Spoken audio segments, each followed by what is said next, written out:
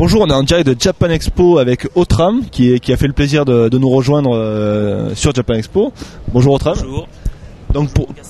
Merci. Donc pour ceux qui connaissent pas Otram, il était venu sur le forum présenter son projet de manga Dream Seekers qui est sorti chez Paquette.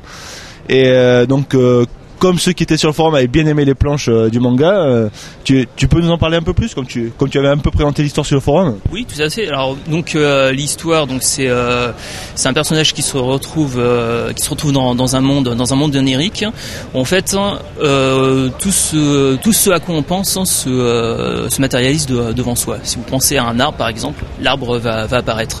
Donc en théorie, les gens là-bas vivent très bien, se créent des petits coins de paradis. Peuvent même créer des mondes un peu impossibles, quoi. Il y a pas vraiment de limite. Mais le problème, c'est que le personnage en question, Trem, lui n'en profite pas parce que c'est ce qu'on appelle des rêves, ce qu'on appelle rêver. Ces rêves à lui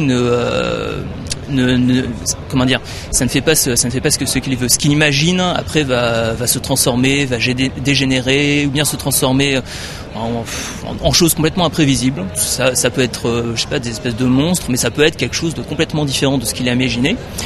Et ça peut créer des réactions en chaîne et quelquefois même changer le monde. Alors il sait pas du tout pourquoi ça arrive. Dans un premier temps, il va essayer de découvrir tout ça, mais le problème, c'est que cette particularité, apparemment, elle est assez unique. Il y a beaucoup de monde qui s'intéresse à lui, dont la mystérieuse armée grise qui va essayer de le recruter. Et lui, il va essayer de leur échapper. Dans le premier tome, c'est un peu ça. Il va l'utiliser comme une arme, quoi. Comme une arme. C'est pour ça que le premier tome s'appelle Les armes oniriques. Donc c'est une histoire très imaginaire, très science-fiction. J'ai vraiment essayé de faire un univers un peu unique, quoi, hein, avec vraiment basé sur le rêve, et puis le fait que les personnes, dès qu'elles imaginent quelque chose, ça se réalise, hein. Ça permet, au niveau écriture, je peux aller un peu où je veux, quoi. Il y a pas de problème. Mais bon, il y a quand même des règles, quoi. D'accord. Et donc là, le premier tome est sorti. Tu as déjà pensé à tout le scénario, ou alors tu vas faire au fur et à mesure des sorties? J'ai pas tout pensé, au niveau narration, tout ça, mais disons que le premier, en fait, avec Paquet, on va faire un premier cycle de 3 albums, et puis si la série marche, moi j'en ai pour 3-4 cycles, 10 albums, hein. Au niveau du scénario, j'ai plein de trucs à raconter là-dedans, quoi. D'accord. Voilà. Et au niveau des dessins, tout, et même de l'histoire, c'est toi qui fais tout? Je fais tout, de A à Z, voilà. Donc comme tu avais présenté les planches sur le forum, c'est vrai qu'elles étaient magnifiques, ces planches, donc tu dessines très bien, j'ai regardé voir ton talent.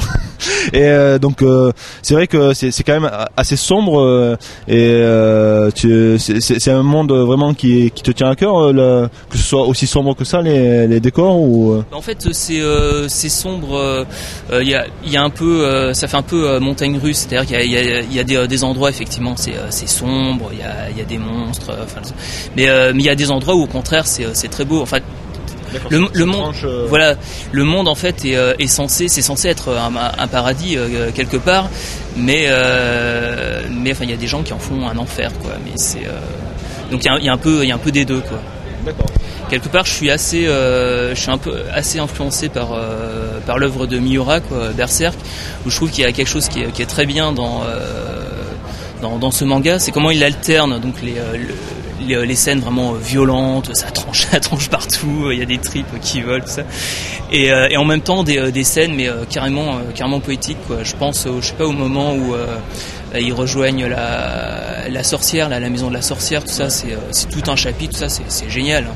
C'est avec l'espèce de golem là, avec de l'herbe dessus, c'est génial, hein.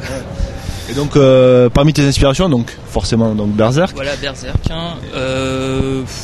Un peu de tout, hein. Alors moi je lis énormément de mangas, ouais. Et franchement, alors le premier manga qu'on m'a présenté, qui m'a vraiment donné envie de me mettre au manga, c'était Blame. D'accord. Ça, Blame, quand on m'a montré ça, j'étais complètement en arrêt. Je me suis dit, mais on a le droit de faire ça, c'est permis. Donc, non, ça a vraiment complètement changé ma vision du manga. Donc, les grands décors, tout ça un peu vertigineux. Donc, il y a ça. Il y a eu beaucoup Berserk. Ça, Berserk, je sais pas, au niveau ambiance, tout ça, le moment là de l'éclipse, tout ça, c'est fou, quoi, c'est légendaire ce manga. Donc voilà. Et puis alors, au niveau du dessin, alors il y a un peu de tout, quoi. Il y a beaucoup de Nausicaa, donc Miyazaki, ça, je suis très très fan. Un peu tout ce qui est Urasawa, 20th Century Boy, tout ça. On m'a souvent fait la remarque aussi notamment pour les cheveux, un peu de Am I Goddess, tout ça. Donc vraiment un peu de tout, quoi. Tu as pioché un peu partout. Voilà, mais je lis vraiment énormément, donc forcément. Mais je dirais vraiment la principale, les deux principales, ce serait Miura et puis Miyazaki pour Nausicaa. D'accord. Et donc tu fais partie de la nouvelle vague entre guillemets des auteurs français, donc avec Jenny, avec Renaud Lemaire. Comment tu es arrivé justement chez Paquet avec ton projet finalement? En m'accrochant déjà de base. Non, en fait au tout début, je pensais faire je démarchais en faisant de la bande dessinée, plus franco-belge, tout ça. Et puis mais le problème, c'est que je faisais des pages très chargées avec 11 cases par page, tout ça. Très chargé aussi au niveau du dessin avec des hachures très fines. Puis souvent on me disait non, c'est pas vraiment adapté. C'est pas le style, quoi. Non, dès que ce serait mis en couleur, ça va être beaucoup trop chargé, tout ça.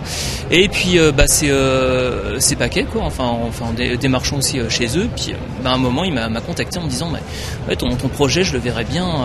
Je le verrais bien en manga, surtout que à la base c'est quand même très influencé, même ce que je faisais en bande dessinée européenne, c'est quand même très influencé manga. Donc c'est parti comme ça. Je me suis dit pourquoi pas. Et du coup c'était vraiment, ça a été un déclic parce que c'est vraiment ce qu'il me fallait, quoi, pour m'étaler, pour raconter des ambiances, raconter des choses, c'est tout ce que j'aime, quoi. Donc c'est vraiment voilà, ça vient de là. Ok. Et donc là c'est donc le premier cycle, donc trois volumes. Et je te le souhaite pas, mais si jamais ça marche pas, tu as d'autres projets, d'autres idées pour. Oui, en fait avec des amis, on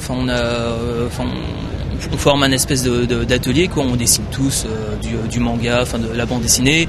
Il y en a qui a sorti quelque chose chez Vent d'Ouest, d'autres qui vont peut-être essayer d'aller chez Ankama, tout ça. Et donc il y a un scénariste notamment. Donc oui, il y a des portes de sortie à ce niveau-là, quoi. J'ai plusieurs cordes à mon arc. Ok. En tout cas, bonne chance. Je conseille à tout le monde Dream Seekers qui est vraiment magnifique. Et on te remercie Outram d'être venu nous voir. C'est moi. Et à bientôt sur le forum peut-être. Ah, tout à fait. Ok, je te remercie. Merci.